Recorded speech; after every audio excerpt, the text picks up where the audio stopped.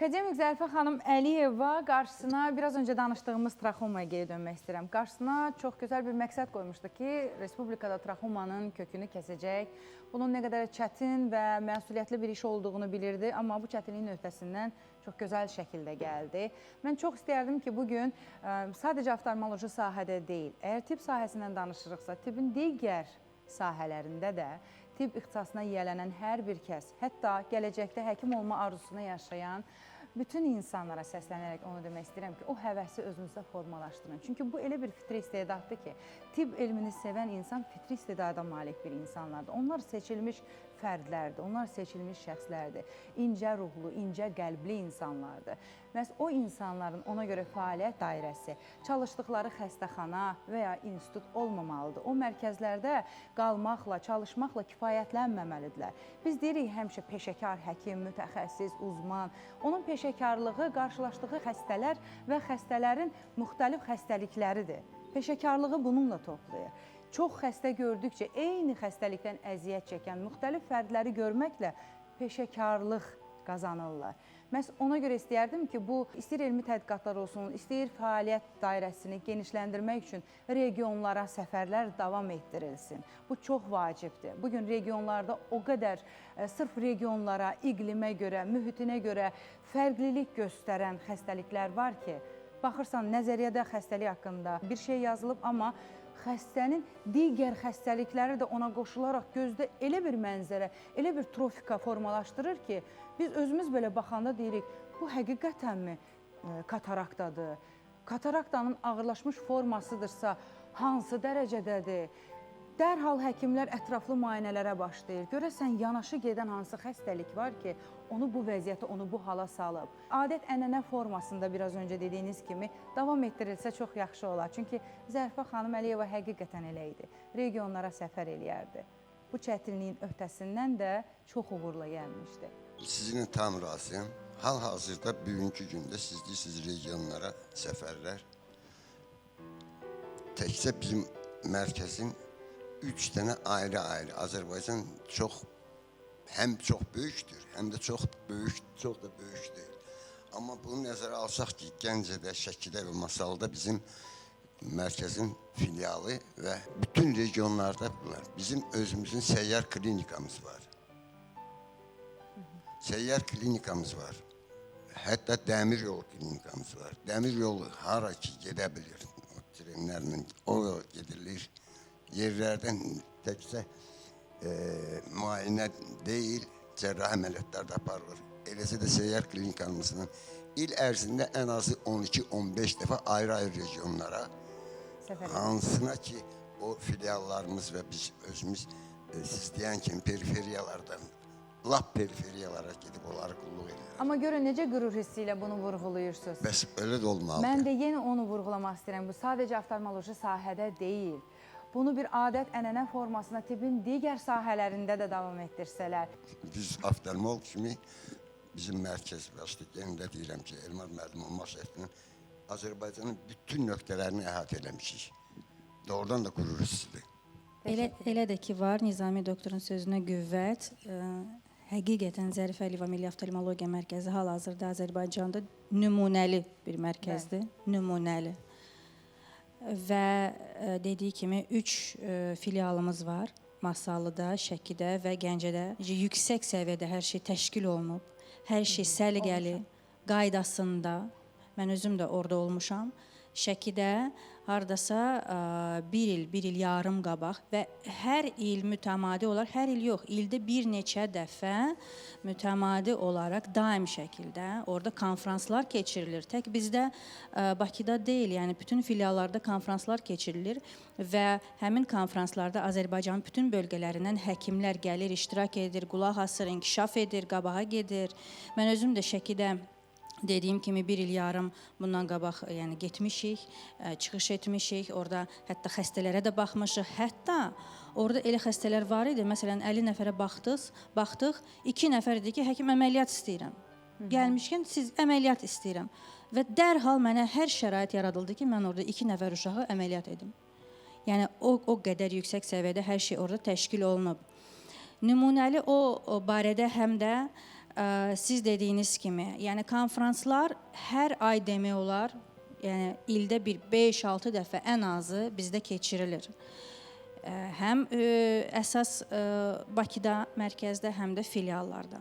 Ona görə həqiqətən nümunəli bir mərkəzdir və elmi işlərimiz, elmi araşdırmalarımız, yəni bizim cavan həkimlərimiz də həqiqətən elmi araşdırmalar ilə məşğul olur. Şəxsən mən özüm tibb üzrə fəlsəfə doktoram, tibb yəni elmləri doktoru dissertasiyam da var, yəni və bunu da biz hal-hazırda bu sahədə işləyirik. Tamamilə düz deyirsiniz ki, indi bu Zərifə xanım işləri davam edir. Mən demək istəyirəm ki, Akademiya Zərifə Əliyev adına Milli Oftalmologiya Mərkəzi ən böyük bir stasionar bütün şərqdədir. Və orada tez-tez çoxlu konferanslar aparılır və mən demək istəyirəm ki, bizim alimləri, bizim məqələri bütün dünyada tanıyırlar. Nəinki Azərbaycanda və keçmiş Sovet Respublikasında, Avropada, Amerikada hər dəfə məqələ çıxanda onlar onu komment edirlər. Bizi alimlər, elmi işləri bütün dünyada tanıyırlar və dəstək edirlər. Bir də əlavə eləmək istəyirdim. Necə Nizami doktor dedi, Vyetnamdan bir 7-8 nəfər traxoma ilə gəlmişdi. Bizdə müalicə aldı. Bizə də Zərifə Əliyev adına Milli Oftalmologiya Mərkəzindən, xaricdən hər həftə xəstələr gəlir. Hər həftə xəstələr gəlir. Ona görə mən deyə bilərəm ki, demək olar bu yeganə mərkəzdir ki, bu cür xəstələri qəbul edir. İnansız onlar gələndə, belə girəndə də holu, belə yekədir, gözəldir. Pasientlər də gələndə bir də görürsünüz yol gedirik, şəkil çəkdirirlər. O qədər gözəldir, yəni ağacları, səliqəsi, səhmanı, hətta şəkil çəkdirirlər ki, bu cür gözəl, yəni güşəyə gəlib çıxıblar. Bugünkü gündə oftalmologiyada hər hansı bir təhlükə varmı ki, onun sosial ləğvi istiqamətində bir tədbir görülsün? Elə bir şey, qorxulu şey yoxdur, şükür. İnşallah. Amma Olmasın. Dünya Səhiyyə Təşkilatının məlumatlarına görə hal-hazırda 400 milyondan çox adam şəkərlə xəstədir. Və şəkərli xəstəlik, şəkər diabetin o qədər fəsadları var, göz fəsadları. Heç təsadüf deyir ki, bizim mərkəzdə ayrıca şəkərli diabetin göz fəsadları şöbəsi var. Vitreoretinal cərrahiyyədən başqa. Çox təhlükəli göz dibində fəsadlar verir. Ona görə Allaha min şükür ki, nə qədər gənclərimiz, savadlı gənclərimiz də var. Yüksək səviyyəli. Mən sizə deyə bilərəm ki, əlimi ürəyimin üstünə qoyub deyə bilərəm, bugünkü gündə bizim həmin o şəkər diabetin göz fəsadları şöbəsinin həkimləri, istər o şöbənin elmi rəhbəri, elmlər doktoru Müşfiq Kərimov və onun rəhbəri altında digər gənc mütəxəssislər çox yüksək səviyyədə, çox yüksək səviyyədə iş aparırlar və bizim işlərlə yenə deyirəm ki, təkcə keçmiş Sovet Respublikaları deyir, bizdən xaricdə də, uzaq xaricdə də tam razılaşırlar. İstər əməlləri ilə, yəni cərrahi işlərini, istərsə də yazdıqları elmi məqalələri ilə. Bu günləri şəkər diabet çox bizi qorxudur, amma şükür Allaha ki, belə perspektivli gənclərimiz, həkimlərimiz var. Əsas odur ki, pasient vaxtında müraciət etsin. Həmişə bu barədə danışırıq, vurğulayırıq. Çünki gözün ən adi, belə təhlükəsiz xəstəliyi əgər pasient vaxtında müraciət etməsə, gözün tam görmə qabiliyyətinin itirilməsinə gətirib çıxarda bilər. Bahar qatarı, bilmirəm, katarakta. Katarakta bilirun bulanması deməkdir. Vaxtında gəlin, əməliyyat olun, bir problem olmaz. Amma gecikəndə kataraktada hətta görmə qabiliyyətinin tam itirilməsinə gətirib çıxarda bilər. Ona görə hər xəstəlik ciddidir, təhlükəlidir. Pasient vaxtında müraciət etməsə. Vaxtında müraciət etsə, hətta diabetik retinopatiya kimi təhlükəli xəstəlik, qlaukoma kimi təhlükəli xəstəlik, görmə sinirin atrofiyası kimi təhlükəli xəstəlik, hər şeyin əlacını tapa bilərik, təki siz vaxtında bizə müraciət edəsiniz. Bunun üçün də kifayət qədər maarifləndiririk, Rasim doktor, dəfələrlə görüşürük. Çox fikirlər söyləyirsiniz, amma yenə də gecikmiş hallarda Bəli, müraciətlər. tamamilə düzləyirsiniz. Deməli, burada 78-ci ildə işimizi başlayanda diabetik retinopatiyası çox qorxulu xəstəlik idi. Əgər diabetik retinopatiyası inkişaf edirdisə, deməli, hamısını bütün adamlar kör qalırdılar.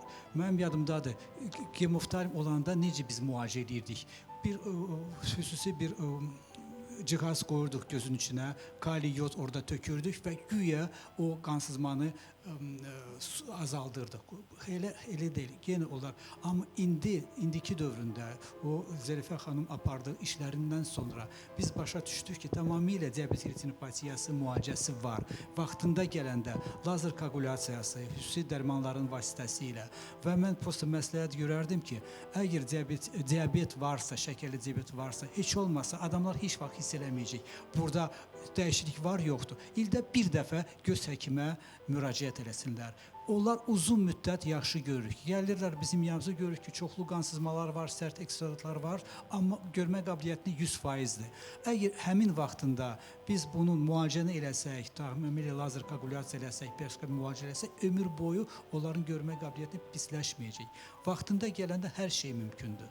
Və ən vacib odur ki, Zərifə xanımın adı bir ana olaraq Azərbaycan tarixinə əbədi olaraq yazılıb. Çünki o, 2 layiqətli övlad, vətənpərvər övlad dünyaya gətirib və cənab İlham Əliyev kimi prezidenti həyata gətirib və Azərbaycana bəxş edib. İlham Əliyev olmasaydı, bizim torpaqlarımız qayıtmazdı. Fəxr edirik, təşəkkür edirəm. Biz fəxr edirik, həqiqətən və Azərbaycan bu qədər inkişaf etməzdi. Mən yenə deyirəm ki, 90-cı illərdə çox belə bir pis vaxtlar idi. Deməli, Zərifə xanım rəhmətə gedəndən sonrasında vəziyyət dəyişildi və ondan sonra nəinki Zərifə xanım, onun qardaşı Təmin Əzizoviç mənə kömək eləmişdi. Məmid Cəvadoviçin bir yerdə məni Moskvaya göndərdilər. Orada mən öz dissertasiyamı təsdiq elədim və o Zərifə xanım olmasaydı, indi mən sizlə burada bir oturmazdım, söhbət eləməzdim. Xalqımız tərəfindən ehtiramla yad olunmağa layiq görkəmli bir alimdən danışdıq. Mən hər birinizə ayrı-ayrılıqda təşəkkürümü bildirmək istəyirəm. Allah rəhmət eləsin. Minnətdaram hər kəsə bugünkü gündə bizimlə bərabər olduğunuza görə. Böyük uğurlar arzu eləyirəm. Sənətinizdə, yaradıcılığınızda uğurlarınız bol olsun. Verilişimizə də gəldiyinizə görə minnətdaram. Xatırlatmaq istəyirəm, əməkdar artist Anar Şuşalı bugün qonağımız idi. Akademik Zərifə Əliyeva adına Milli Oftalmologiya Mərkəzinin cərrah oftalmoloq həkimi Professor Nizami Bağırov. Sizə də ayrıca təşəkkürümü bildirirəm, minnətdaram. Akademik Zərifə Əliyeva adına Milli Oftalmologiya Mərkəzi və Hat Medicine Klinikasının tibb üzrə fəlsəfə doktoru cərrah oftalmoloq Nərminə Hacıyevaya. Təşəkkürümüzü bildirək Nərminə Hacıyevaya və oftalmoloq professor Rasim Hacıyev. Rasim doktor, mən bugün sizi bir başqa kəşf elədim. Nə zəngin, nə gözəl uşaqlığınız keçib, necə gözəl alimlərlə qarşılaşmışsınız. Həqiqətən də hər kəsə nəsib olmaz. Mən qürur hissi keçirirəm ki, verilişimi həsr elədim görkəmli alimə. Onun haqqında xoş təəssüratlarını paylaşan həkimlərlə qarşılaşdım. Gözəl ifalar, o ifaların sədaları altında analarımızı yad elədik. Anar müəllim, sizin ifanızla yekunlaşdıracaq. Təşəkkür edirəm bir daha. Buyurun.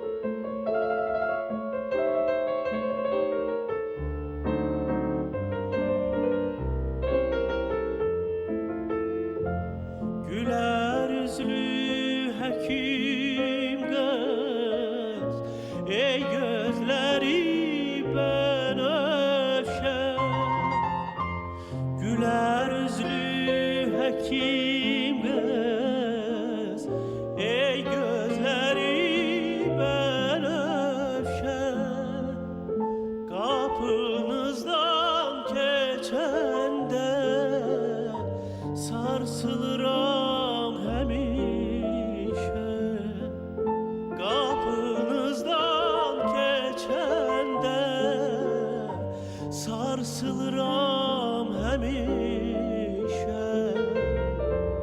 Başımda ağrımır ki bir yanına gelim ben.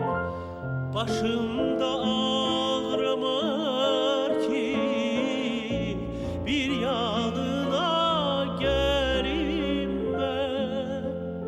Giyini bak halata, kalbimi dinleyesen. Giyini bak halata, kalbimi dinleyesen. Söyle intizarını, ne vakta can çekim kız.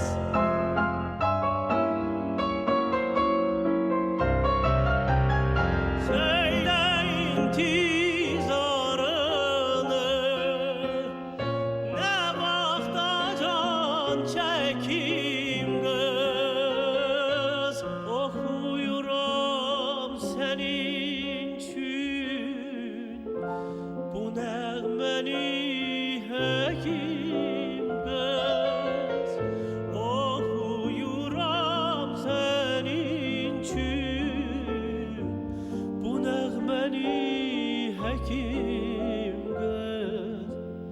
Oxuyuram sənin üçün bu nəğməni həkim qız.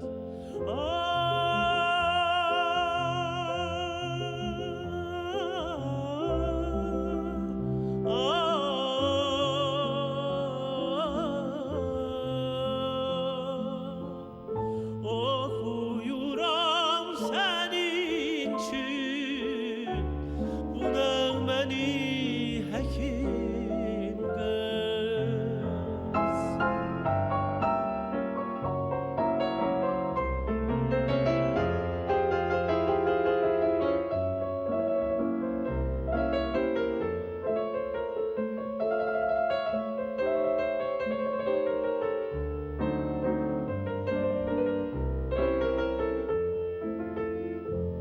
Güneş kimi temizdir, saftır senin niyetin. Güneş kimi temizdir, saftır senin niyetin.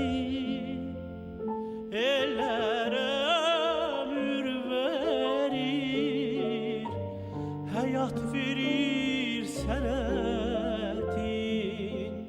Ellere ömür verir, hayat verir senetin.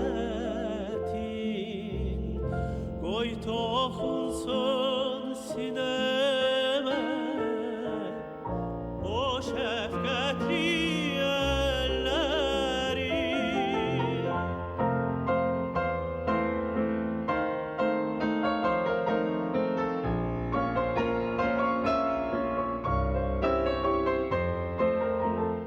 Koy toxunsun sineme o şefkatli ellerin. Yüreğinle dinle bir yüreğimin tellerin. Yüreğinle dinle bir yüreğimin tellerin. Söyle intizarını, ne vakta can çekim kız.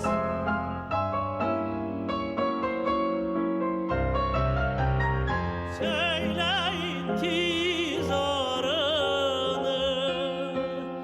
ne vakta can çekim kız. Okuyuram senin için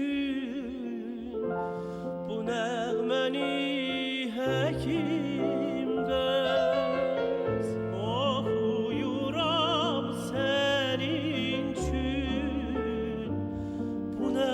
məni həkim